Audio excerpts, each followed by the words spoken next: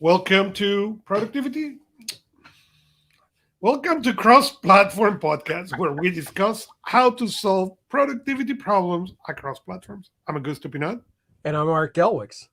and we are going to be talking about the tips of the week. Yep.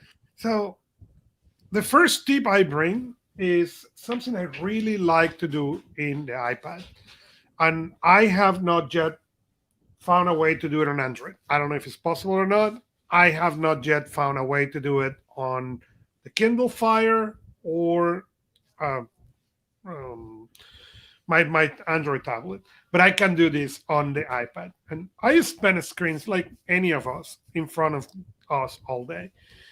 And there is a moment that my eyes get tired and I don't want to see colors anymore. Okay, I'm done with the colors. So if you look right now, if you're watching our video instead of the audio, you will see on the screen, assuming the reflection helps, okay, my iPad with all the color things, okay? And if I hit the power 3 times, okay, now, if I do it correctly, okay, you will see my screen completely in black and white. Yeah. Okay. It's So interesting, the grayscale shift. I like that. the grayscale shift, it is incredible. It is fantastic. You can use it at night. Sometimes I get to bed and just put it in grayscale, and it's much nicer to the eyes. And I can continue watching my screens for a really long time. So, how do you do this is then the question. Well, the question is you go to settings, and on settings, you want to find accessibility. It's an accessibility feature. So if you look the accessibility in or inside of the menu of accessibility, they have you will find the color filters. And what you want is to set it up. So um, on its accessibility, and I cannot find it, of course, because that's what happened. But if you go there in the colors, you will be able to set, okay, do I want to avoid the reds or the blues or just go to black and white? And when you do that, it start working like a charm. You can now turn it just hitting the home button 3 times. It will turn it off, turn it on the same way. And now you can really, you know, get that out of the way and enjoy the screen. What's The second interesting, tip, sorry. well, I want to follow up on that tip Yes. because what's interesting is when you mentioned that in the rundown, I'm like, wait, I've seen that before.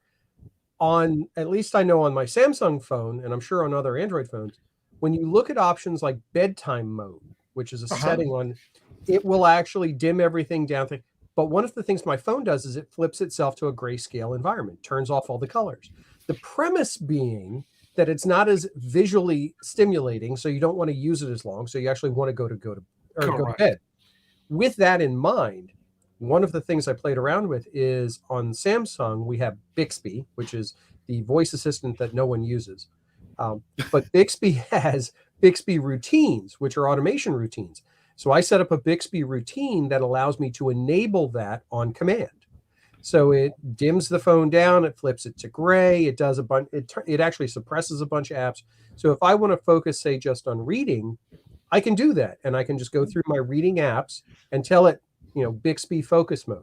So I would say look at your devices, and you're right, look in the accessibility settings, look in your command settings. There is, and try it. Try flipping it over to Yeah. a non-color mode for a period of time and see if that's something that helps you uh, get rid of some of the distraction, I think.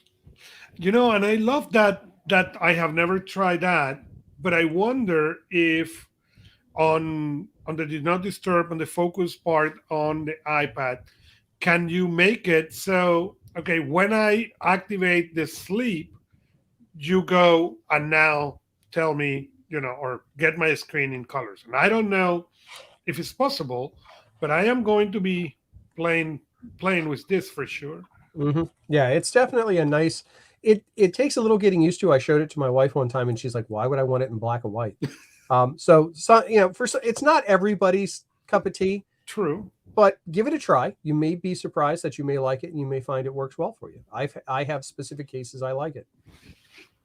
So second tip, and I'm going to jump in where you were headed, is Todoist, again, is my favorite to-do app. And I stumbled across this function this past week, and I used it quite a bit.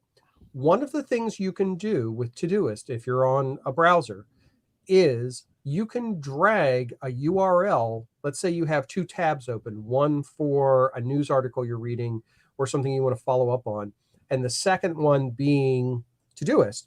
You can drag that URL into the address line of a task, and it will take, it's an interesting process to watch, because it will drop the URL into the address line of the title line of the task at first.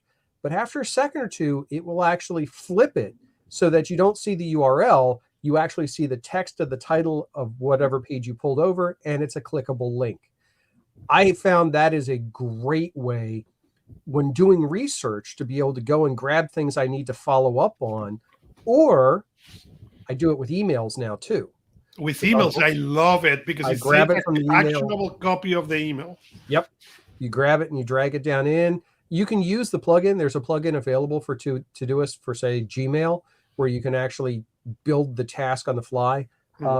I found actually the drag and drop works as well, if not better. So yeah, in the case of email, you can also forward the email, and it will do exactly the same thing and save an actionable copy of that email. That is priceless in my opinion. It's a very nice, smooth feature, and I'm all about the features just working without a lot of fiddling. And if you got to fiddle with it, you're not going to use it. But this is one of those things that you don't have to fiddle with. So, Augusto, you found something this week that's really helpful for those of us who wear glasses. Oh, yes. So none of us who wear glasses has been annoyed by the mask and breathing under the mask and get our glass all full of fog. It's been slightly annoying for anybody who uses glasses. So this week I was having lunch with an uncle of mine, and he came with his smile, and his glasses are not, it's coming from the outside. Here in New Jersey it's cold. So it's coming to the building, and I noticed he's looking. And then he's like, oh, yes, I can watch now, finally, after 2 years of not being blind. So I asked him what he was, and he said, oh, I was desperate, so I stopped in LensCrafter, and they have an anti-fog spray. I bought it, and it works. Then that made me go to Amazon, and then I find something even better. That is this, if you are in the video, they're Opti Plus, and they are anti-fog wipes. So you can take them, keep them on the bag, keep them on the pocket. You clean the thing. So far, it's been doing once a day, and the once a day, it's enough for not dealing with the fog. I don't need now to see how I'm going to fit the mask, to see how I'm going to put the glasses in there so it doesn't fog. Nope, clean, and it's over. And I am ridiculously happy about it. That's great. As a glasses wearer myself, every time I have my glasses on and I put that mask on, and all of a sudden the world disappears, it's like a fog bank that rolls in. It's frustrating to no end. So it's nice. It's good to know that this stuff is actually working. I know anti-fog stuff has been out a long time, but it's never been really good. It's never been really good. That's the reason I never bought it. I bought any other option but the wipes. This seems to work well. So, okay, my next tip is one from one of my recent favorite apps. I have been working on a couple projects recently where I am using Canva constantly. And Canva is a browser-based graphic editing tool. It's really designed not like a Photoshop or Illustrator level. It's a notch down, but it is very fast, very intuitive, and produces very nice output. But there's a feature in it that I came across the other day. I've been trying to generate QR codes online. Now, excuse me, if you've lived through the pandemic, as we all have, you have probably encountered a QR code at some time. If you've gone to a restaurant, you've probably had a QR code where you had to pull up the menu on your phone. Well, that's what QR codes are really designed to do, to convey visually a piece of information that your mobile device can then translate into something else, be it a web address, be it an email address, be it contact information, whatever. It's very useful. Used to be a few years ago, nobody used them. I mean, they were just this non-entity.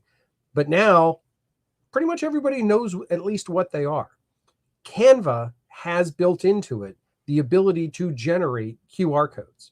Now you can generate a QR code in, say, Google, for example. If you go to a website, you go to the Google More option, down in the settings, there's an option to share it as a QR code, which is nice, but you get the little Google dinosaur in the middle of it, which is cute, but it's also cute. Canva just gives you the blank QR code, and it's built into the system, and it's literally just a copy paste in URL. So if you're creating graphics and you want to be able to share a web link without having to type in this massive web link, you can use a tool like Canva to generate that QR code and embed it into your graphic. Nice, quick little feature. I've been doing it quite a bit as of late.